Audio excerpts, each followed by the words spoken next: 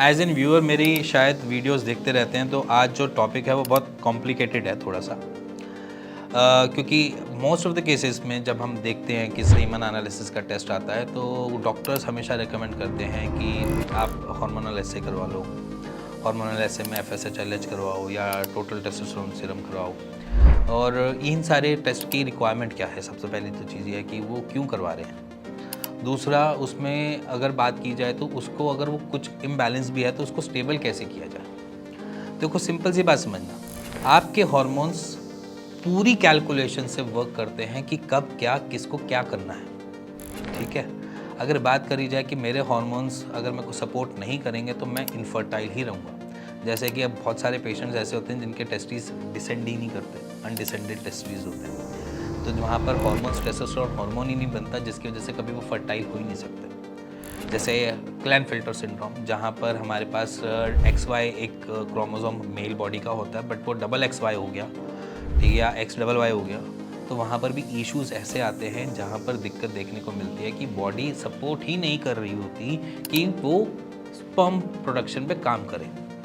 तो इसीलिए मैं कहता हूँ कि आपके हार्मोन्स इतने नेसेसरी हैं कि अगर हार्मोन्स नहीं काम करेंगे तो आपकी स्पर्म प्रोडक्शन भी दिक्कत में आएगी। तो FSH, LH या टेस्टोस्टेरोन, ये तीनों हार्मोन्स रिक्वायरमेंट पड़ते हैं। हमें टेस्टोस्टेरोन तो मेल फीचर्स भी देता है, हमारे हेयर, फेशियल हेयर या फिर हमारी चेस्ट पे हेयर, ये सारी चीज़ें हमारे को टेस्टोस्टेरोन हार्मोन की वजह से ही आता है। अगर ये डिलेड होते हैं तो हम बचपन में देखते ही हैं कि कुछ बच्चे 11th-12th में ही दाढ़ी के साथ होते हैं और कुछ बच्चे बिना दाढ़ी के साथ होते हैं। तो किसी को लेट अचीवमेंट मिलती है ऐसी टेस्टोस्टेरोन की, या किसी को जल्दी मिल जाती है, वो बॉडी टू बॉडी वेरी करता है। बट अगर मैं वैसे टोटली बात करी जाए तो यहाँ पर घबराने और डरने वाली बात नहीं होती। यहाँ पर बस उसको स्टेबल करने की ज़रूरत है कि उसको किस तरीके से हम एनरिच करके रखें बॉडी को। तो सबसे पहली इसमें एक ही पॉइंट आता है, अगर हम किसी भी प्रॉब्लम में हैं तो स्ट्रेस नहीं लेना। कैसी भी प्रॉब्लम हो, स्ट्रेस नहीं लोगे। जब भी आप स्ट्रेस लोगे आपकी बॉडी अलग तरीके से बॉडी को बूढ़ा भी करती है, सबसे पहला पॉइंट। दूसरा, आपकी बॉडी बहुत अलग तरीके से परफॉर्म करना चालू करती है।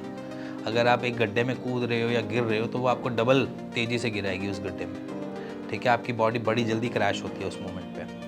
बहुत सारी फीमेल्स में भी ये बहुत कॉमन है कि अगर वो बहुत ज़्यादा स्ट्रेस में रहती है उनको मेनोपॉज बहुत जल्दी आ जाता है, ठीक है। वैसे ही मेल्स बॉडी में इतनी जल्दी तो ऐसे नहीं होता कि वो फर्टिलिटी खो दे, बट उनको ये इश्यूज़ आ जाते हैं कि हार्मोन इम्बैलेंस होने चालू हो जाते हैं, ठीक है। थायराइड के पेशेंट जल्दी बन जाते हैं, ठीक है। तो इस स्ट्रेस की वजह से बहुत अलग अलग इशू या डिस्टर्बेंस बॉडी में देखने को मिल जाती है। तो स्ट्रेस को कम करने का एक ही तरीका है, थोड़ा मज़े में रहो, खुश रहो, अपनी चॉइसेस के काम करो।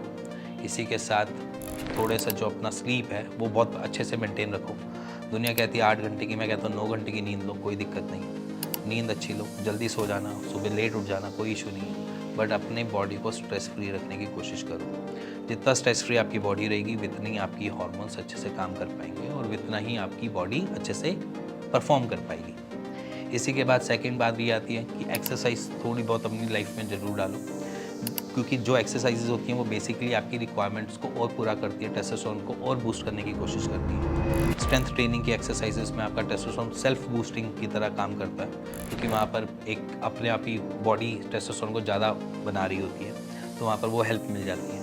स्ट्रेंथ ट्रेनिंग नहीं याद करनी है तो कुछ प्ले वगैरह, कुछ खेलना, गेम्स वगैरह पसंद है तो उसमें इंडल्ज हो।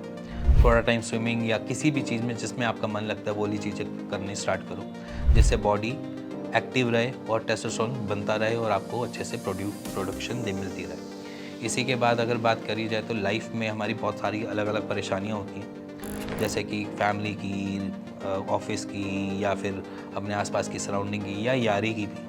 तो उन सारी चीज़ों से थोड़ा सा बाहर निकलने की कोशिश करो। परेशानी में इंडल्ज नहीं होना होता, परेशानी को बाहर से ही देखकर सी बाय या बाबा सी यू कहकर आगे बढ़ जाना होता है, क्योंकि जितना आप इस सारी चीज़ों में घुसोगे उतना आप बहुत ज़्यादा परेशान होगे। तो प्लीज़ स्ट्रेस फ्री लाइफ को जीना सीख जाओ।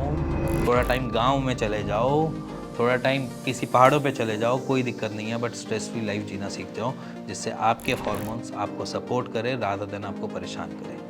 इसी के साथ अगर बहुत सारे पेशेंट्स मैं देखता भी हूँ एज एन अपनी क्लिनिकल प्रैक्टिस में, तो उसमें भी यही देखा जाता है कि कितने लंबे टाइम से उसने छुट्टी नहीं ली है, ऑफिस ही जा रहा है, नींद का कुछ पता नहीं है, कभी जल्दी चले जाते हैं तो कभी लेट चले जाते हैं। तो कुछ मतलब लाइफ का कोई एक सर्कल ही नहीं है, कभी भी कुछ भी ब्रेक डाउन हो रहा है, ठीक है, कभी भी कुछ भी चल रहा है, खाना का पता नहीं है, कभी खाना होता है 4 बजे, कभी होता है खाना ही नहीं होता।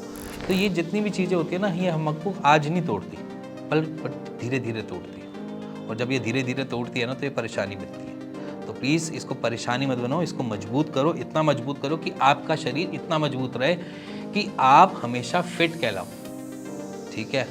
अब मिल्खा सिंह इतने लाइफ जी गए, बढ़िया सी लाइफ जी के गए, अच्छी सी लाइफ लेकर गए, तो फिटनेस की वजह से। तो अपनी बॉडी को थोड़ा सा फिटनेस की तरफ लेके जाओ और अपने हार्मोन्स को खुद से ही एक्ट करने दो, काम करने दो। उसके अंदर कोई भी इंजेक्टेबल्स या कोई भी ऐसी चीज़ें ना इनटेक करो जो आपको आगे जाके परेशान करे। तो फिटनेस इज़ अ की फॉर अ गुड हार्मोन्स, ठीक है। तो इसीलिए फिटनेस की तरफ भागो और अपनी फर्टिलिटी को हमेशा पीक पे लेके रखो। इसी के साथ मिलेंगे नेक्स्ट वीडियो के लिए, तब तक के लिए bye bye, good bye and stay tuned this channel.